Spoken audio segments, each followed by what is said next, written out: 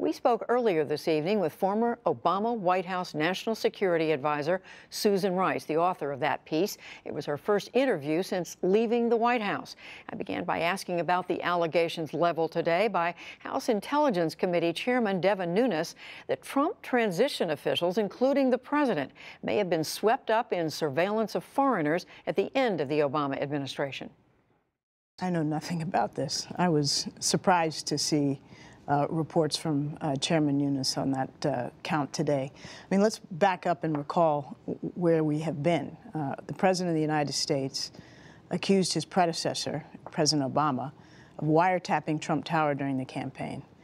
Nothing of the sort occurred, and we've heard that confirmed by the director of the FBI, who also pointed out that no president, no White House can order the surveillance of another American citizen. That can only come from the Justice Department with the approval of a FISA court.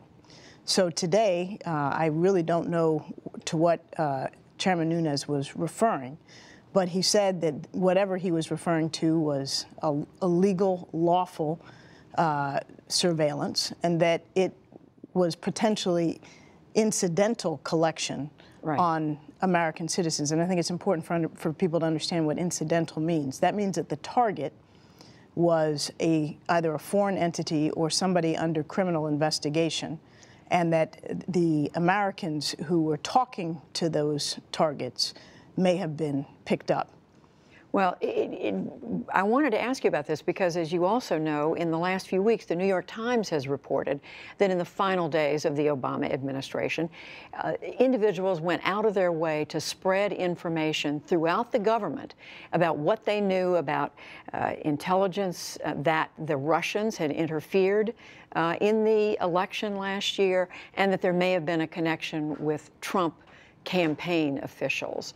So that story's now been out there for several weeks. Could there be a connection here? I'm not aware of any connection. I had read the New York Times story. I must say, Judy, as one of the most senior White House officials and the most senior responsible for national security, I found that report a bit perplexing. I was not aware of any orders given to disseminate that kind of information. Well, so I have no idea whether that was the case.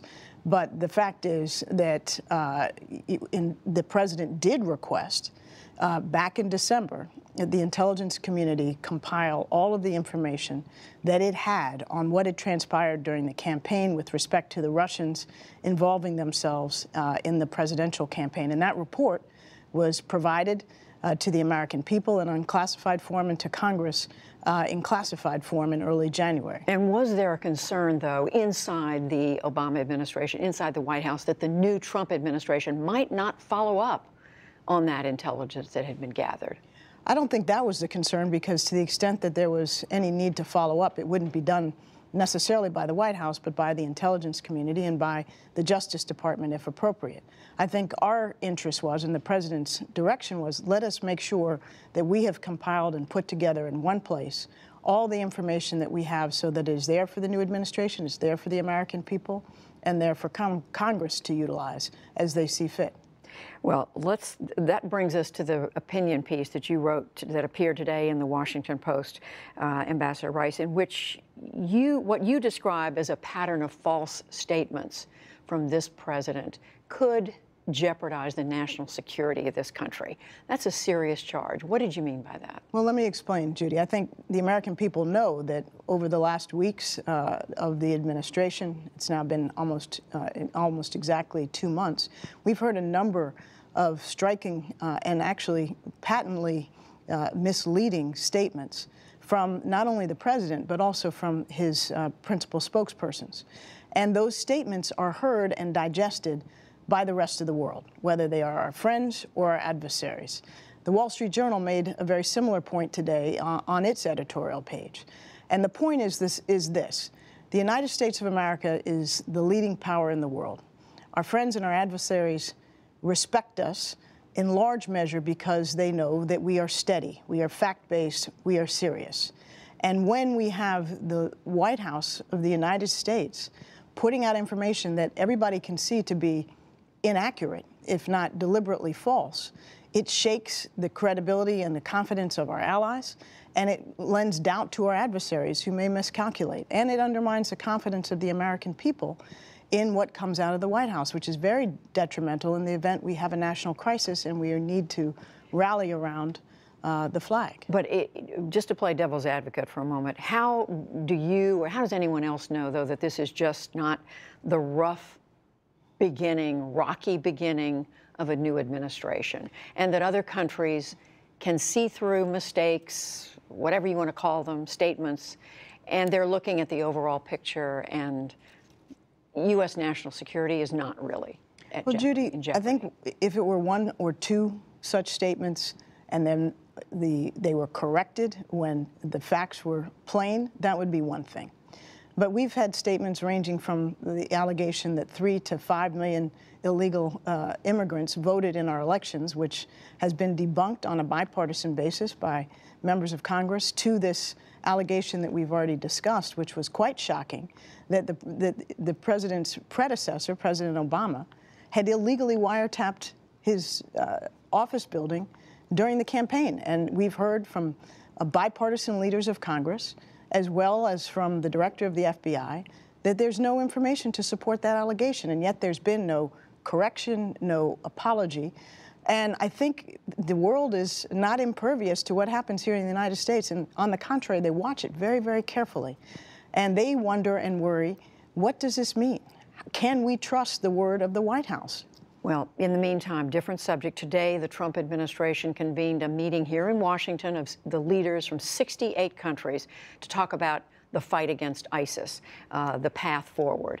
And among other things, officials of this administration are saying the reason ISIS is still the threat that it is to the world is in part because of the failed policies of the Obama administration. Well, I think the facts don't bear that out. The strategy that the Trump administration is pursuing at the behest of the very same military leaders who advised the Obama administration is virtually unchanged.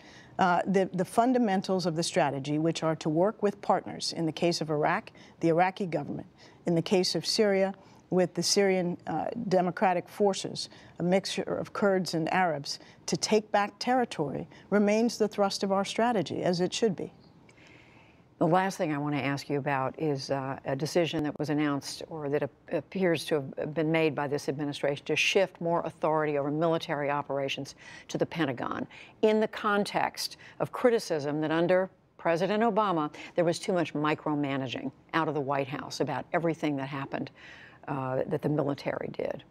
Well, I think that criticism is a well-trodden line. I've heard it many times.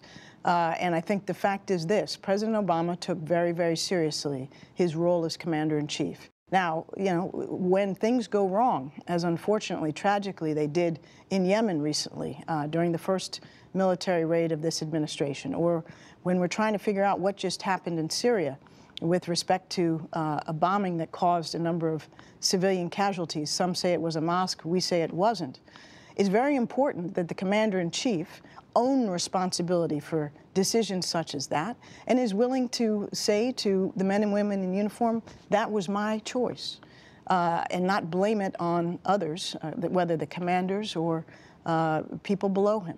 Former National Security Advisor to President Obama, Susan Rice, thank you very much. Good to be with you, Judy.